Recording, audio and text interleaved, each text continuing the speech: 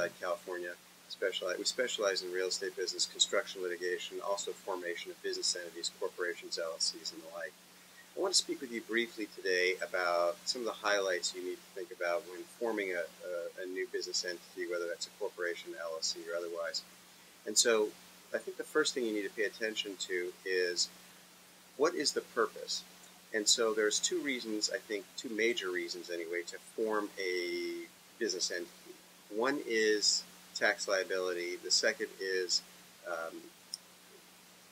liability, personal liability.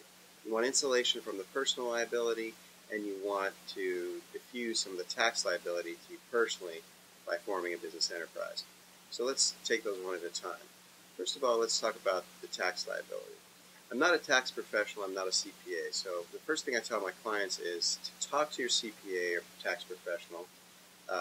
Here in Riverside, I like to use Jim Trumbo, who's a CPA, but whoever your CPA is, whether it's Jim or somebody else, you want to talk to them about what are the tax consequences for the business you're thinking about forming, and what are the best entities in terms of tax consequences for you to think about forming in order to adequately protect the tax ramifications for your particular type of business. For example, in real estate businesses, I know in working with CPAs that they prefer, in many cases, to use a limited liability company as opposed to a corporate entity, because some other things are deductible that are not deductible in corporate entities. Assuming that it's a corporate entity that you want to form, then you want to pay particular attention and ask your tax accountant whether you want to form a C corporation or an S corporation. An S corporation allows the net business profit to flow directly through to you and to your K-1 on your 1040.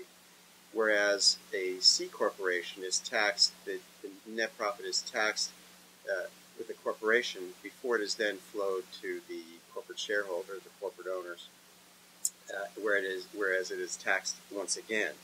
So you've heard the term double taxation of a C corporation, and that's what we're talking about. So the first step, I think, in terms of tax liability is to talk to your CPA. Once you get that nailed down, then the personal liability issues are really handled quite similarly with a corporation as they are with an LLC.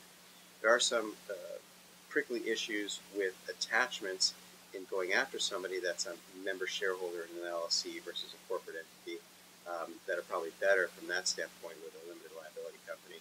But those are particular issues that vary in each particular case, and you'd have to take a look at those. Come in and see myself or my partner. We'd be happy to discuss those with you.